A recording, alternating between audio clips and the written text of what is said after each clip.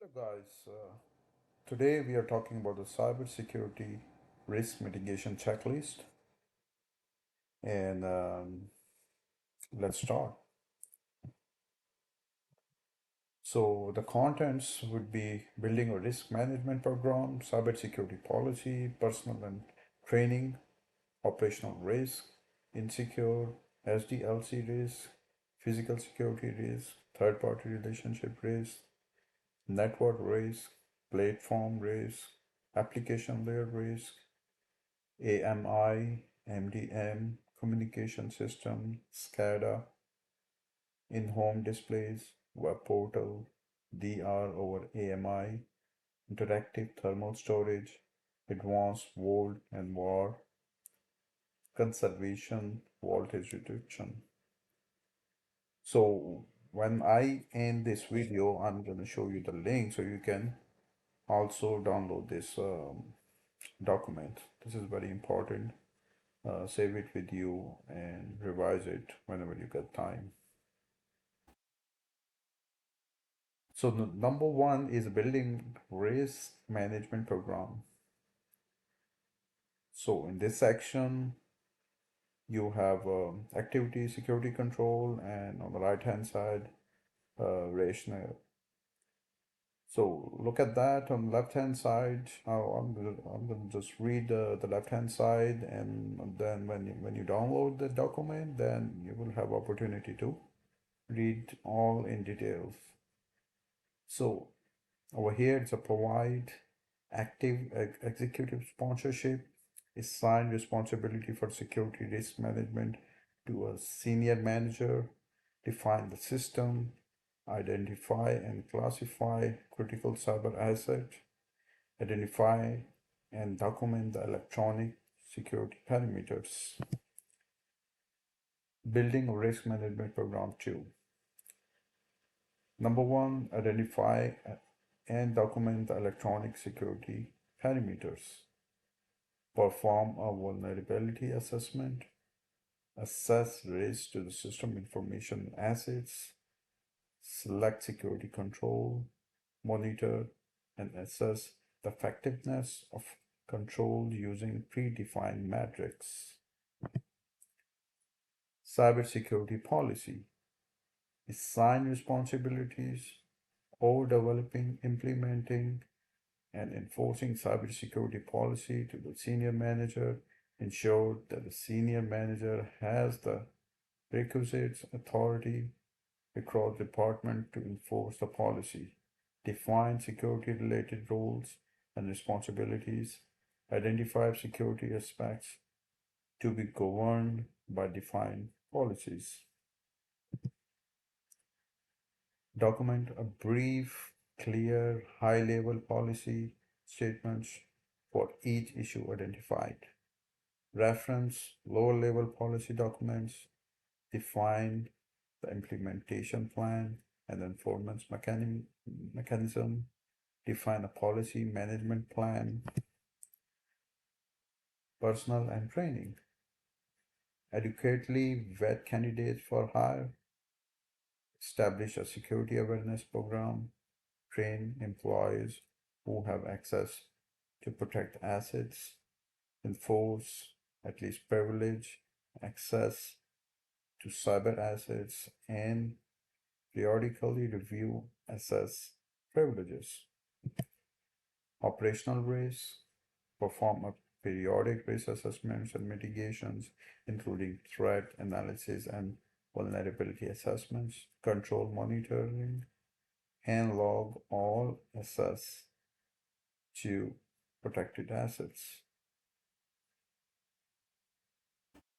Redeploy or dispose of protected assets securely. Define and enforce the secure change control and configuration management process. Create and document incident handling policies, plans, and procedures. Create and document contingency plans and procedures. Train employees in incident handling and contingency plan.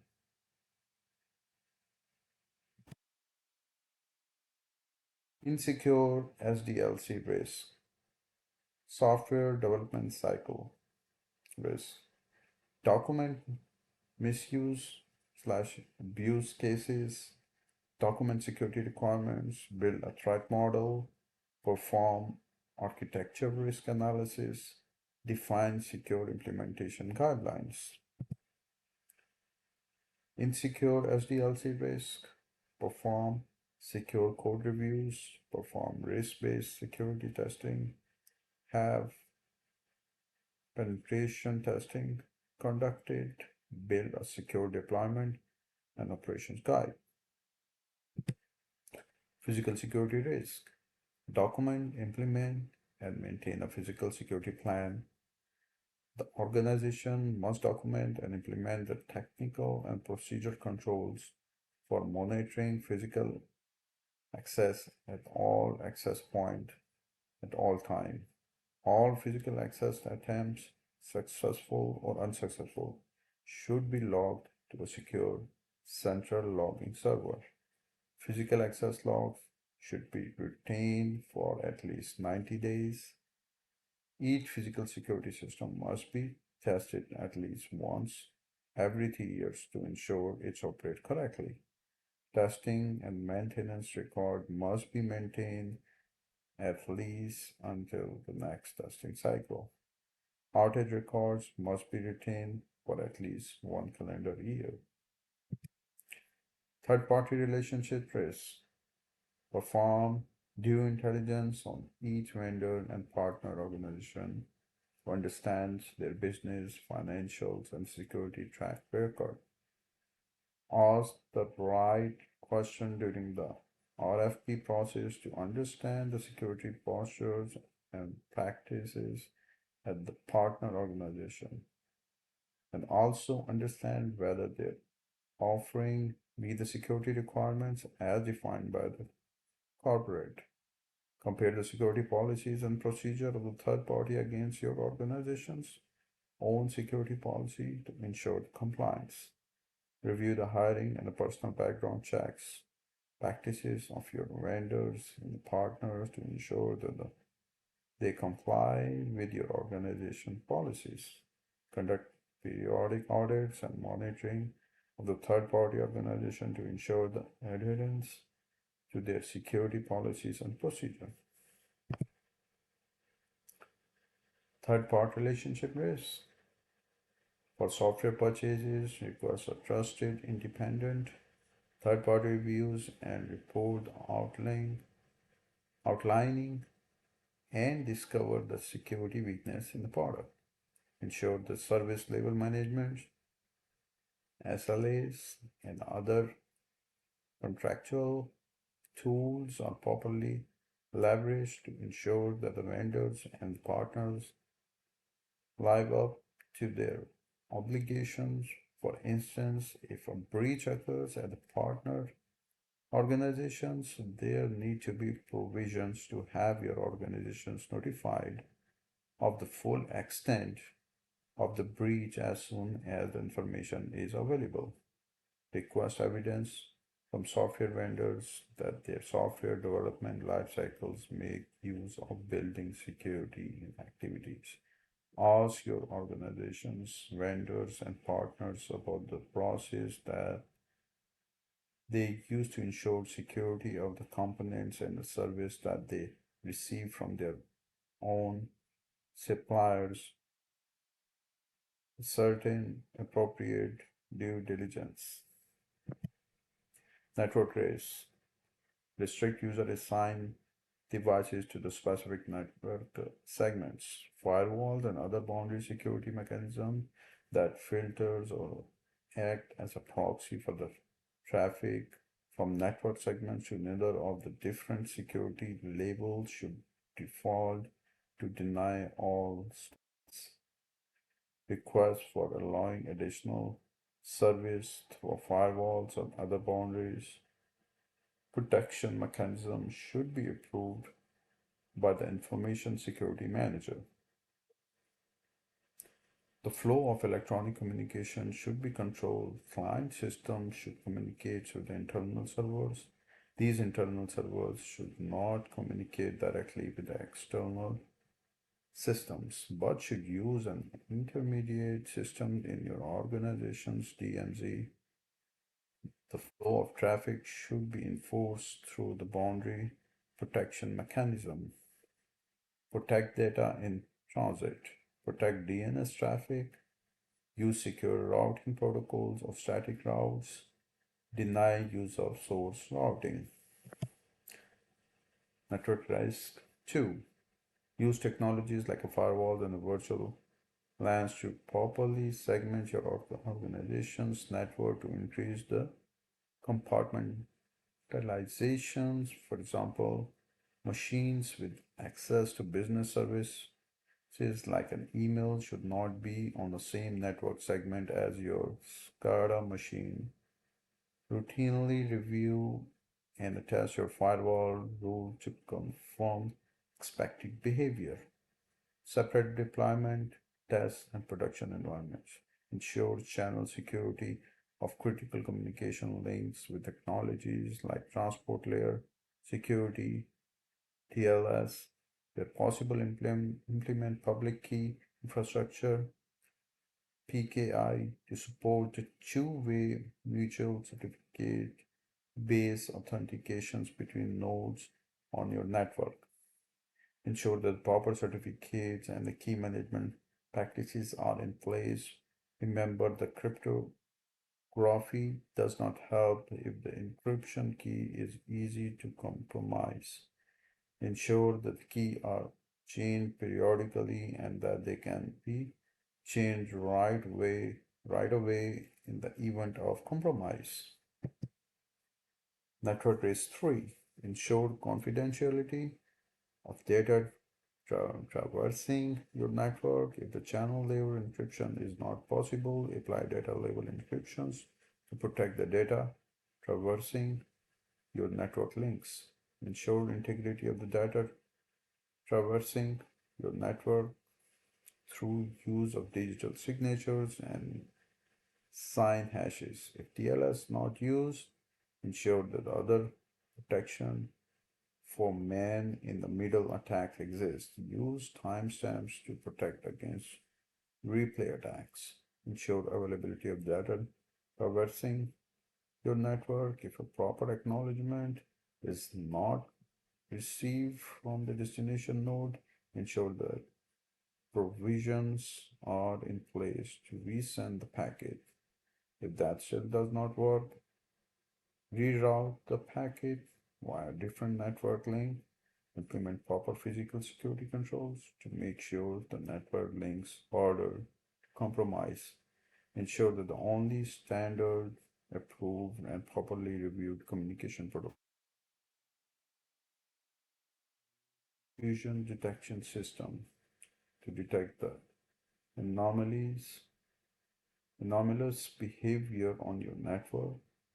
If anomalous behavior encountered, have a way to isolate the potentially compromised nodes from the rest of the network.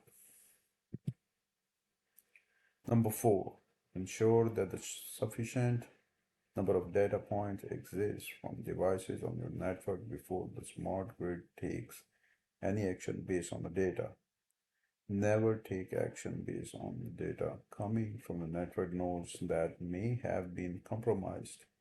Ensure that all settings used on your network hardware have been set to their secure settings and that you fully understand the settings provided by each piece of hardware. Do not assume that default settings are secure.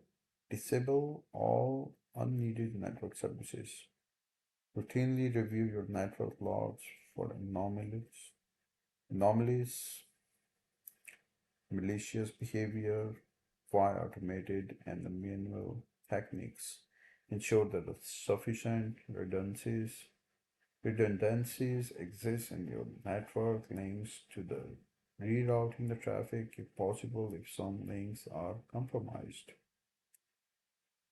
For granting user access to the network resources, ensure that they are authenticated, authorized using their own individuals, for example, non-shared credentials. Number five, limit remote access to your network to an absolute minimum. When required, use technology like virtual private network to create a secure tunnel after properly authenticating the connecting party using their individual credentials. In addition to username and password, also use a separate technology and RSA ID like device to provide an additional factor of authentication. Implement remote attestation technique for your field devices, smart meters to ensure that their firmware has not been compromised. Require a heat bead for your field equipment at the interval known to the piece of equipment and to the server on your internal network. If the heartbeat is missed or comes at the wrong time, consider treating that piece of equipment as compromised, out of order, and take appropriate action. Ensure that the source of network time is accurate and that accurate time is reflected on all network nodes for all action taken and event log. Document and the network access level that is needed for each individuals or roles at your organizations and the grant only the required level of access to these individuals roles. All expectations should be noted. All equipments connected to your network should be uniquely identified and approved for use of your organization network. Well, the video is gonna be too long, so the next one is platform risk 2, application layer risk, advanced metering infrastructure 1, advanced metering infrastructure 2, meter data management, communication system 1, communication systems, SCADA 1, SCADA 2, in home displays and the web portals, demand response over AMI, interactive thermal storage, advanced volt war control, and the last one is conservation voltage reduction. So I'm gonna send this document to one of my folder, online folder, and you can go ahead, find out the link down below and download these documents, and then you can read carefully. Thank you very much.